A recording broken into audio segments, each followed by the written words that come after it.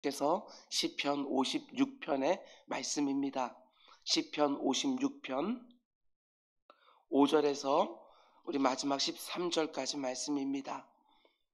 구약성경 842페이지 시편 56편 5절에서 13절까지 말씀 우리 한 절씩 교독하겠습니다.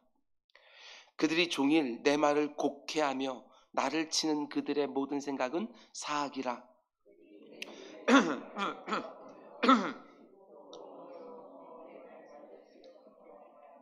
그들이 악을 행하고야 안전하오리이까. 하나님이여 분노하사 뭇백성을 낮추소서.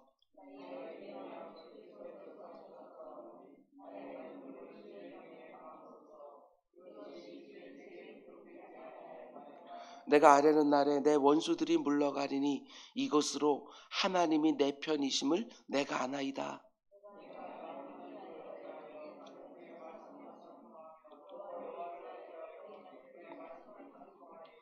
내가 하나님을 의지하였은즉 두려워하지 아니하리니 사람이 내게 어찌하리이까.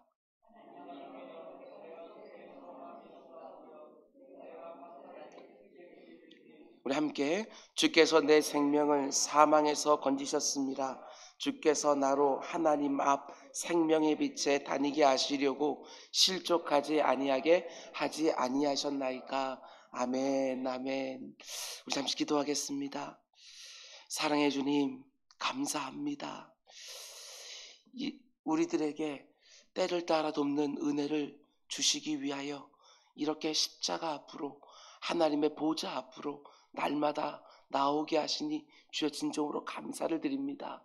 우리가 지금 경험하고 있는 때는 각자가 다 다르겠지만 그의 때에 꼭 맞는 은혜를 하나님께서 주시려고 오늘도 이곳으로 불러주신 줄 믿사오니 오늘도 내 마음 중심에 있는 것들이 하나님 앞에 아뢰어질 수 있도록 인도하여 주시고 그 음성을 듣고 갑절로 응답해 주신 하나님 또 경험하는 새벽이 될 수 있도록 인도하여 주시옵소서.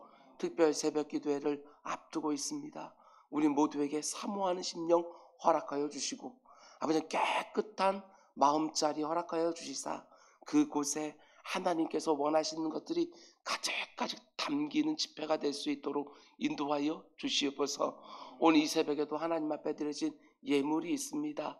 우리 최대승 집사님 그의 가정 가운데 하나님의 좋은 것들 가득가득 임하게 하여 주시고 우리 최대창 아버지 성도님 가정 가운데 속에서도 그들의 소원이 하나님 앞에 상달되고 응답되는 것 볼 수 있도록 인도하여 주시옵소서.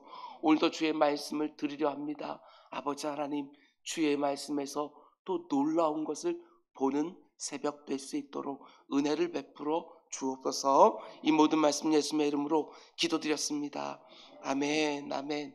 여러분 잘 오셨습니다. 어제 저녁에도 우리 한 분이 시편 119편 말씀을 다 필사를 끝내고 보내주셨습니다. 사모하는 심령 가운데 하나님이 특별한 은혜를 주시리라 저는 확신을 하고 있습니다. 우리 모두에게 그와 같은 마음이 있기를 주님의 이름으로 다시 한번 축원을 드립니다. 날마다 새로운 기도라는 주제로 우린 새벽마다 시편 말씀을 함께 묵상하고 있는데 오늘은 155번째 시간입니다. 오늘 말씀의 제목은 하나님이 내 편이라는 것을 제가 알고 있습니다. 이런 제목으로 말씀 전하도록 하겠습니다. 하나님이 내 편이 되어주신다. 이게 어떤 의미인지 감이 좀 오십니까? 하나님이 내 편이 되어주신다. 사도 바울은 로마서 8장에서 이렇게 말합니다. 하나님이 우리를 위하시면 누가 우리를 대적하리요? 그 무엇이 우리를 대적하리요? 하나님이 내 편에 서주시고 하나님이 나를 위하신다는 것이 믿어지면 사실 두려운 게 없지요. 이 확신이 우리 모두에게 임하기를 주님의 이름으로 축원을 드립니다. 아멘. 어제 새벽부터 보기 시작한 오늘 시편에는 표제어가 붙어있다고 말씀을 드렸습니다. 다윗이 가드에서 블레셋인에게 잡힌 때에 이게 바로 오늘 시편이 쓰여진 배경이지요. 다윗이 왜 블레셋인들에게 잡혔습니까? 다윗의 잘못이 분명합니다. 하나님을 온전히 믿지 못하고 자기를 추격하는 사울왕의 군대가 너무나도 두려워서 하나님의 말씀이 없었음에도 불구하고 지극히 자기 판단에 따라, 자기 생각과 소견에 따라 블레셋 땅으로 도망친 것입니다. 이스라엘과 원수의 나라입니다. 그것도 자기가 죽인 골리앗의 고향 땅인 블레셋 가드 땅으로 도망친 것이지요. 자기 생각에는 그게 가장 지혜로운 판단이라고 생각을 했지만 어떻게 됩니까? 원수들이 온종일 자기를 죽일 틈만 노리고 있습니다. 언제라도 조금만 허점을 보이면 죽을 수 있는 정말 위험천만한 상황에 처한 것이지요. 그런데 자신의 잘못이 분명한 상황에서도, 그것도 하나님을 온전히 믿지 못한 불신앙의 죄가 있음에도 불구하고 다윗이 어떻게 합니까? 하나님께 주저함이 없이 더 바짝 나아가서 도움을 요청합니다. 내가 두려워하는 날에는 내가 주를 의지하리라. 도움을 요청할 면목이 없는 상황입니다. 그러나 어제 새벽에 말씀을 드렸습니다. 우리는 하나님께 언제나 면목이 없는 사람들이지요. 받은 은혜에 비하면 우리 살아가는 모습이 늘 부족하고 모자라기 짝이 없습니다. 내 잘못과 내 불신앙 때문에 생긴 문제입니다. 그럼에도 불구하고 다윗이 우리들에게 말해주는 것이 무엇이지요?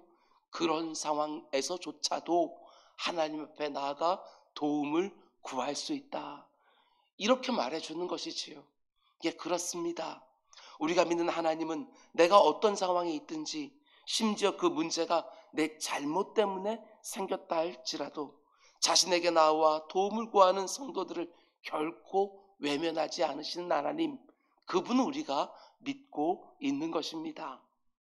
오늘 본문을 보면 다윗이 지금 자기가 처한 상황을 하나님께 세세하게 아뢰기 시작하는데, 지금 자기를 죽이려고 하는 원수들이 어떻게 하고 있는지를 하나하나 하나님 앞에 아뢰어 드립니다. 먼저 5절 말씀 보면 그들이 종일 내 말을 곡해하며 나를 치는 그들의 모든 생각은 사기라. 지금 원수들이 어떻게 하고 있습니까?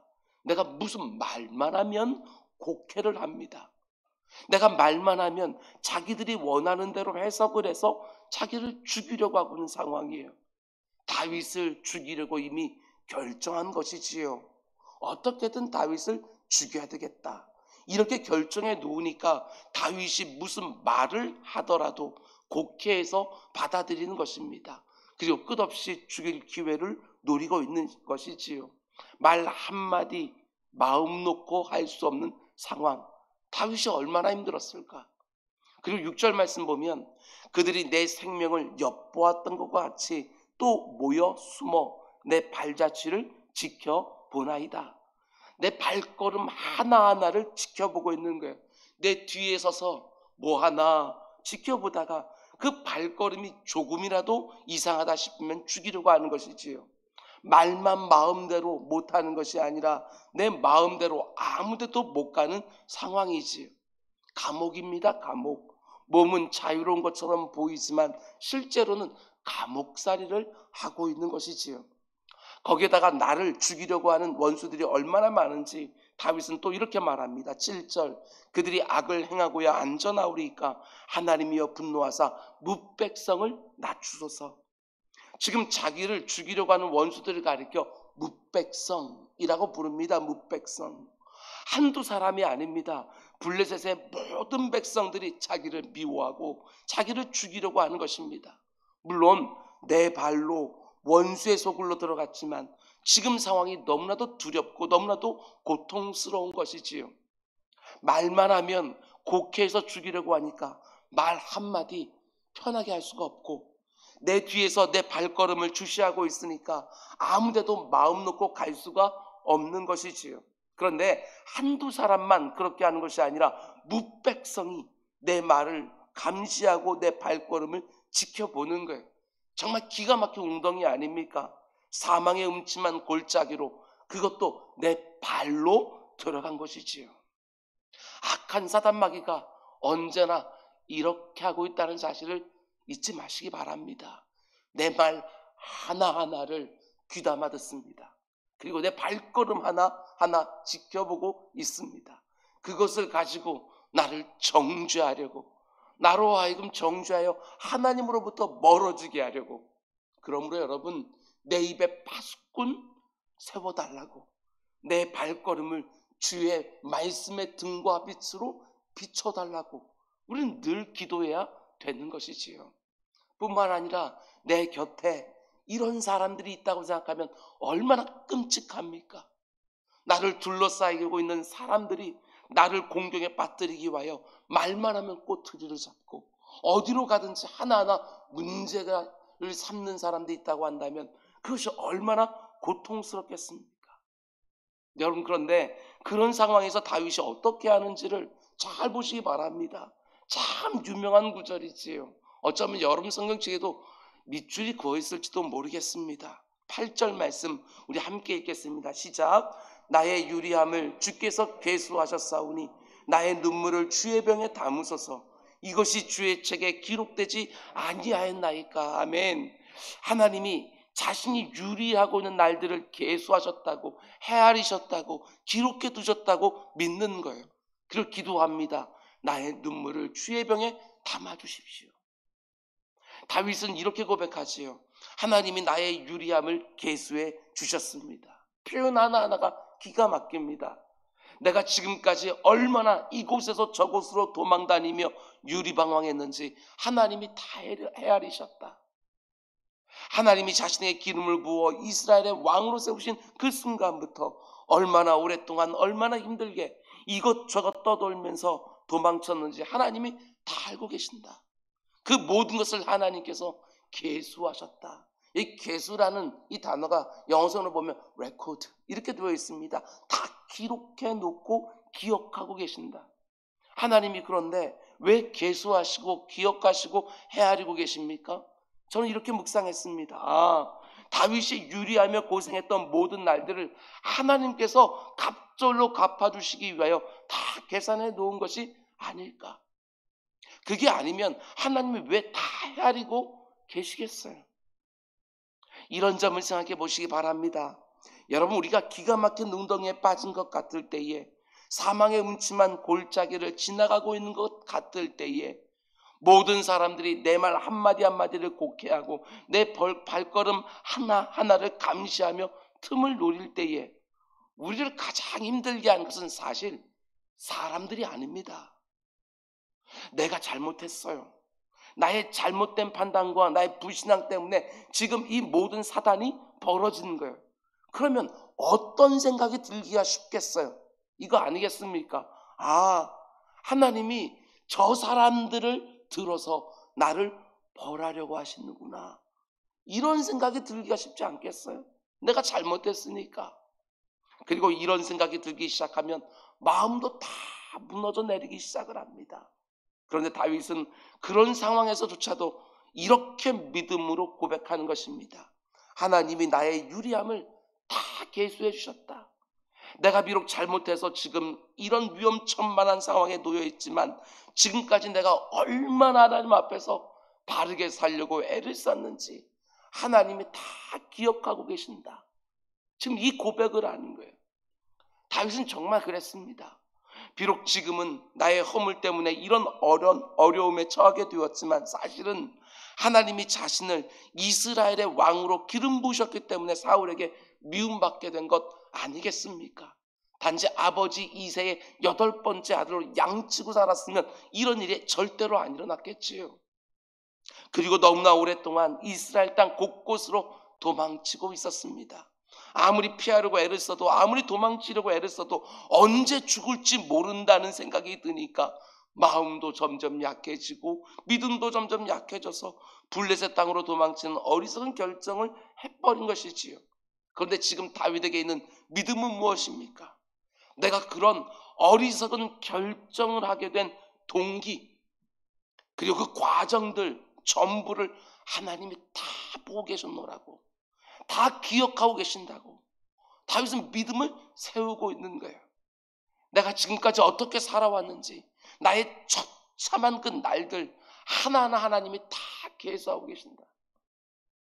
다윗은 지금 어쩔 수 없는 판단이었노라고 하나님 앞에서 변명하고 합리화하는 것이 절대로 아닙니다. 자신의 잘못된 판단이고 결정이었다는 것을 하나님 앞에 어제 우리가 본 말씀들을 보면 분명하게 인정하고 있는 거예요.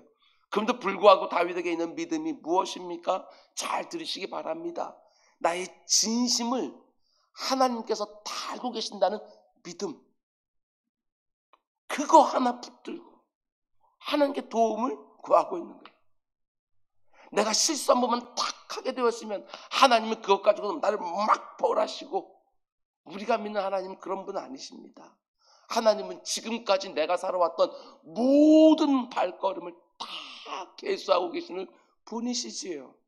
내가 왜 그런 엉터리 같은 짓을 했는지 하나님께서 그것만 보시는 것이 아니라 지금까지 살아왔던 모든 날들을 계수하며 다 기억하고 계시기에, 내가 그런 엉터리 같은 결정을 내렸을 때에도 야, 넌 너무너무 힘들었구나, 그러나 이건 잘못하지 않았느냐 라고 이렇게 말할 때, 내가 그 가운데 내 잘못을 회개하고 내가 뉘우치고 다시는 안 그러겠다고 하나님 앞에 다짐도 하고 하지만, 하나님께서는 그 모든 상황들을 다 하시고 헤아려 주신다.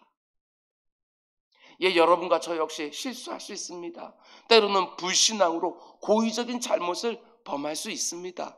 어떻게든 믿음으로 살려고, 어떻게든 하나님 말씀대로 살려고 애를 쓰기도 하지만, 한 번씩 인생이 너무나도 약하고 내 안에도 여전히 악한 것들이 있고 그 가운데 두렵고 고통스러워서 너무나 잘못된 판단과 결정을 하기도 하고, 그 결과로 어려운 처지에 놓이기도 하고, 하나님 앞에서 변명하는 것이 아닙니다. 내가 부득이했다고 핑계대는 것이 아닙니다. 사울왕처럼 내가 부득이하여 이와 같은 짓을 했습니다 라고 말하면 하나님께서 그거 보시다가 네가 이번에만 그랬냐, 내가 네 날들을 다 계수하고 있었는데 네가 이번에만 이랬느냐, 하나님 다 보고 계시는 거예요. 아무리 힘들고 어려워도 그 순간에 믿음으로 딱 버티고 하나님 붙들고 견디고 감당하고 싸워야 되는 것이 정답이겠지만 무너진 것이지요. 그러나 그 순간에도 낙심하고 좌절하지 말라고 다윗은 보여주는 것입니다. 나의 진심을 아신다고 하는 믿음, 내가 살아온 날들을 다 계수하며 기억하고 계신다는 믿음, 그걸 다시 세우는 것이지요. 내 잘못을 정직하게 인정하면서 우리도 고백할 수 있습니다.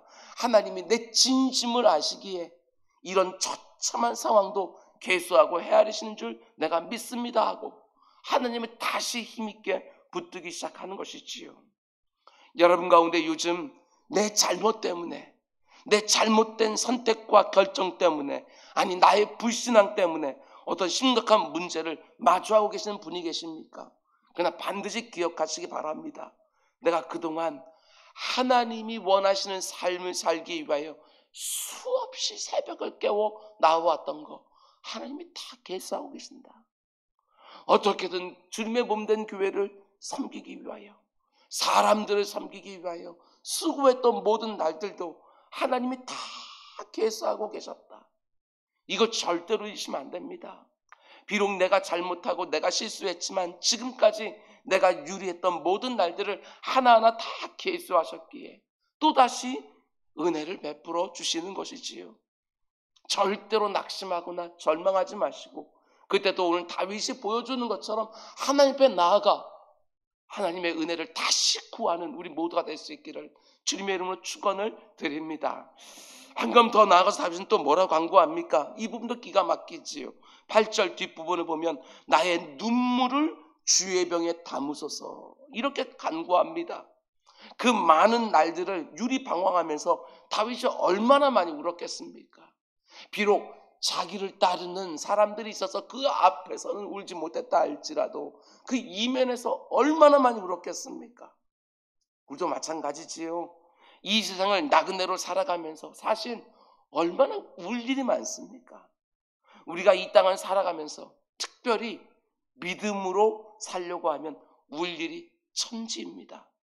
그런데 너무나 감사한 것은 내가 흘리는 눈물이 한 방울도 그냥 땅바닥으로 무의미하게 떨어지는 법이 없이 주의 병에 담긴다, 이렇게 말하는 것이지요. 주의 병에 나의 눈물을 담아주십시오 라는 것은 이런 의미 아니겠습니까? 주님의 뒤를 나를 부인하고 나의 십자가 지고 따라가면서 이곳저곳에서 흘리는 눈물이 있는데 단 한 방울도 그냥 사라지지 않게 해주십시오. 이런 사모함이겠지요. 그리고 그 병에 담긴 나의 눈물이 후일 내가 주님 앞에 섰을 때에 내가 이 땅에서 어떻게 살았는지를 보여주는 증거가 되게 해달라고 기도하는 거 아니겠습니까? 다윗은 시편 6편에서 이렇게 고백합니다. 내가 탄식함으로 피곤하여 밤마다 눈물로 내 침상을 띄우며 내 요를 적시나이다. 이 고백을 언제 했지요? 밧세바와 간음을 하고 나단 선지자여 자기 죄가 들춰졌을 때 회개하면서 기도하는데 얼마나 많이 눈물을 흘렸는지 침상이 둥둥 뜰 정도로 밤마다 요가 적실 정도로 철저하게 회개하면서 눈물이 이렇게 많이 흘린 것도 하나님이 다 주의 병에 담으셨고 시편 42편 말씀도 보면 사람들이 종일 내게 하는 말이 네 하나님 어디 있느냐 하오니 내 눈물이 주야로 내 음식이 되었도다. 살아가면서 이런저런 고난과 시련 가운데 힘들어하니까 내 곁에 있는 사람들이 야 네가 믿는 하나님 어디 갔어? 하나님 살아계시면 왜 너를 이렇게 만들어? 하고 말할 때마다 얼마나 힘들었는지 아니라고 하나님은 선하신 분이라고 지금도 나와 함께 하신다고 그렇게 말하면서 눈물이 계속 흐르는 거예요. 사도행전 20장을 보면 바울이 자신을 죽이려는 사람들이 잔뜩 모이는 예루살렘 성으로 올라가면서 지난 3년 동안 함께 사역하던 장로들과 함께 밀레도 섬에서 마지막 교제를 나누지요. 그때 이렇게 고백합니다. 그러므로 여러분이 일깨워 내가 3년이나 밤낮 쉬지 않고 눈물로 각 사람을 훈계하던 것을 기억하라. 하나님을 위하여 주님의 몸된 교회를 위하여 눈물을 흘려가며 최선 다하여 섬겼던 것들 그것들도 주의 눈물병에 담기는 것이고 믿음의 길을 따라 살아가는 성도들의 삶에 참 많은 눈물이 없을 수가 없습니다. 그런데 믿음으로 살아가면서 흘리는 눈물은 절대로 하나님 앞에서 잊혀지지 않는다. 하나님이 주의 눈물병에 다 담아주신다. 오늘도 마찬가지입니다. 2022년 10월 28일 아무개가 나를 위하여 교회를 위하여 가정을 위하여 누군가를 위하여 얼마만큼의 눈물을 흘렸다. 다 기록되어서 하나님의 기억하신 바 되는 것이지요. 그렇습니다. 하나님은 다 보시고 다 아시고 기억해 주시는 거예요. 고난 중에서 그래도 믿음으로 버티려고 하다 흘리는 눈물을 주의 병에 담아 주시는 것입니다. 억울한 일을 당해도 주님의 영광을 위하여 몸된 교회를 위하여 흘리는 눈물 하나님이 어찌 잊으시겠습니까? 가정을 세우기 위하여 그렇게 흘리는 눈물 하나님이 어떻게 잊으시겠습니까? 자신의 병에 다 담아서 기억하시는 것입니다. 오늘 우리도 오늘 시편의 다윗처럼 기도할 수 있습니다. 하나님 비록 이 고난이 나의 허물로부터 비롯되었다는 것을 제가 인정하고 또 인정하지만 지금 내가 흘리는 눈물을 주의 병에 담아주십시오. 그냥 헛되이 이 땅에 흘린 눈물이 되지 않게 해주십시오. 내가 잘못했을 때 흘리는 눈물도 하나님이 기억해 주시는데 하물며 주님께 온전히 충성하기 위하여 흘리는 눈물은 말할 것도 없지요. 절대로 잊지 않으신다는 거 분명히 아시고 오늘도 내 중심에 있는 것들을 토해놓는 우리 모두가 되길 주님의 이름으로 축원을 드립니다. 여러분의 다윗이요 하나님 앞에 나아가 하나님이 나의 유리함을 다 계수하고 계셨노라고 하나님이 나의 눈물을 자신의 병에 다 담아서 기억하고 계신다고 믿음을 딱 세우고 나니까 어떤 일이 일어납니까? 9절 말씀 보십시오. 내가 아뢰는 날에 내 대적들이 물러가리니. 참 놀랍지 않습니까? 아뢰는 날에 대적들이 물러갔다. 나는 하나님 앞에 나와서 기도의 자리에서 말만 한 것 같은데 대적들이 실제로 물러가는 이 놀라운 역사 여러분들도 경험해 보셨지요. 기도하는데 역사가 일어나는 거예요. 나는 말만 했는데 내 몸을 다 쓴 것보다도 놀라운 역사가 일어날 때가 정말 있습니다. 이게 바로 기도의 능력이에요. 뿐만 아니라 여러분 저는 이 편 너무너무 좋습니다. 다윗은 9절 맨 마지막에서 이렇게 고백합니다. 하나님이 내 편이심을 내가 아나이다. 지금 나를 공격하는 대적들의 하나님이 아니라 하나님이 내 편이라는 게 분명하게 느껴지는 거예요. 그러면 살지요. 그러면 이기기 시작하는 거예요. 늘 하나님의 편에 서려고 하는 나를 위하여 하나님이 내 편에 서 계신 것을 늘 느끼며 살아가는 우리 모두가 되기를 주님의 이름으로 축원을 드립니다. 그럼 이제 마지막으로 여러분, 저는 이 부분이 너무너무 중요하다고 생각했습니다. 10절 말씀 함께 읽겠습니다. 시작. 내가 하나님을 의지하여 그의 말씀을 찬송하며 여호와를 의지하며 그의 말씀을 찬송하리이다. 아멘. 두 문장이 이어져 있지만 사실은 똑같은 말입니다. 잘 보십시오. 내가 하나님을 의지하고 있다는 그 증거가 뭘로 나타나요? 하나님의 말씀을 찬양하는 것으로 나와요. 내가 하나님을 의지하고 있다는 증거가 어디서? 하나님의 말씀을 찬송하는데 이게 붙어 있다는 거예요. 아무리 내가 입으로 내가 하나님을 의지합니다 이렇게 고백한다 할지라도 하나님의 말씀을 사모하지 아니하고 하나님의 말씀을 가볍게 생각하고 있으면 그거 하나님 의지하는 거 아니다, 이 말이겠지요. 우리가 기도하는 것, 우리가 기도할 때 우리가 사모하는 것이 무엇입니까? 바로 하나님의 말씀, 그걸 사모하는 것 아니겠습니까? 내가 문제를 하나님 앞에 다 꺼내놓으면서 그분의 은혜와 도움을 간구할 때 참 많은 경우에 하나님이 어떻게 해주시느냐? 말씀을 주십니다. 말씀. 근데 그 말씀 하나가 내게 역사하게 되어지면 그 가운데 속에 내 영이 살아나기 시작하는 걸 보게 되어져요. 문제 현장에 가서 그 문제와 제대로 싸우기 시작하는 거예요. 여러분 잘 들으시기 바랍니다. 우리가 믿는다라고 말할 때 믿음의 대상은 누구예요? 하나님이에요. 믿음의 대상은 하나님이에요. 그런데 믿음의 내용은 뭐예요? 우리가 뭘 믿는 거지요? 그분의 말씀을 믿는 거예요. 믿음의 대상은 하나님이시고 믿음의 내용은 그분의 말씀이에요. 하나님은 눈에 보이지 않아요. 그런데 말씀은 기록되어서 우리에게 전해주신 거예요. 그러니까 믿음의 대상은 하나님을 믿는 것이지만 믿음의 내용은 그분의 살아있는, 역사하는, 운동력 있는 말씀이지요. 여러분 다음 주 월요일부터 3주 동안 우린 시편 119편의 말씀으로 특별 새벽기도를 시작합니다. 이번 특별 새벽기도의 주제 선거는 여기 나와 있는 것처럼 119편 18절 말씀입니다. 내 눈을 열어서 주의 말씀에서 놀라운 것을 보게 하소서. 저는 기대합니다. 특세에 참여하는 모든 성도들이 어떤 말씀에서 하나님이 이 말씀을 내게 보여주시기 위하여 이 집회에 참여하게 하셨구나, 이렇게 우리가 깨달을지 모르지만 틀림없이 말씀 가운데 놀라운 것을 보게 될 것입니다. 하나님의 은혜와 도움과 구원을 간절히 사모하면서 새벽마다 선포되는 말씀을 듣다가 지금 내가 처한 상황에 꼭 맞는 말씀을 받게 될 것입니다. 놀라운 것을 보게 될 것이지요. 말씀을 전하는 제가 얼마나 부족한지 잘 알고 있습니다. 부족하기 때문에 부탁을 드립니다. 말씀을 전하는 저를 위하여 꼭 기도해 주시기 바랍니다. 말씀을 묵상하고 연구하고 준비할 때에 말씀을 전할 때 많은 분들이 이렇게 부족한 설교자를 위하여 기도하고 있구나, 이게 느껴질 만큼 충분히 기도해 주시기 바랍니다.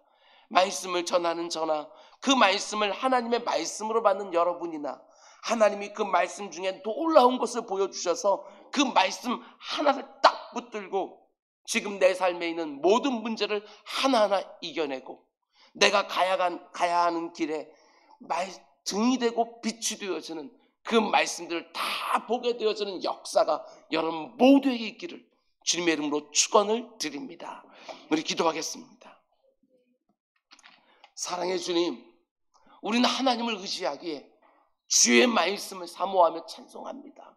내 주 아버지 하나님, 우리들의 삶 가운데 속에 언제나 하나님께서 모든 것을 보고하시며 기억하고 계신다는 것을 믿고 평안할 때든지 고난과 시련이 있을 때이든지 언제든지 하나님 온전히 의지하며 그분의 말씀 사모하며 살아가는 우리 모두가 될 수 있도록 인도하여 주시옵소서. 오늘 이 새벽에도 하나님 우리들의 닫힌 눈을 열어주시고 우리의 둔감한 눈을 예민하게 만들어 주셔서 하나님이 여전히 나와 함께 하시며 역사하고 인도하시고 공급하신다는 사실을 믿고 그 믿음으로 사는 우리 모두가 될 수 있도록 인도하여 주시옵소서. 이 모든 말씀 예수님의 이름으로 기도드렸습니다. 아멘.